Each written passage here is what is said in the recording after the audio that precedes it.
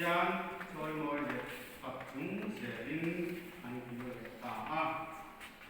ve na hian eli ko e ba ko yang hian an ta lo hian ki pa ka choi moi tu an sia siam ke me man karil ko in hen Christmas pero ke hian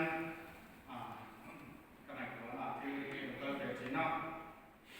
Christmas lo ke ni choi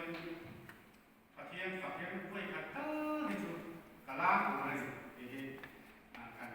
kadir orang orang Cina. Acan tu mesin tadi kan bang Malaysia ini kan itu saja. Kalau entiana ini kan dia tu apa orang dan orang dia hantar tak lah kan tu saya kata. Kalau ini tak akan itu. Nanti umum ini besar anu kan Cina. Ini kan saya dah mulai ne ko ela ni ken te ko na tuar ko mo re ko kan ne ani in e ko te ro te bian kan ka te chu an mai ta ta te mai an ta pa an mai chi nan ni kan sia chung song te han ne ko chuan voi ni a yen pathian ka mai ni kan ti te to kan ni ki ya chiang he chu bang chu pathian ko mai na pathian man som na kan don awang hian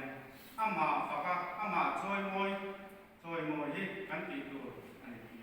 siam ne man ti chuan te ko ka fel wang te ka thal wang te lam ho wa pathian ko mai na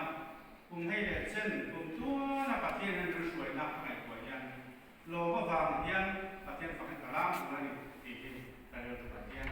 ke so china chuan ke ni ko be ni ya ko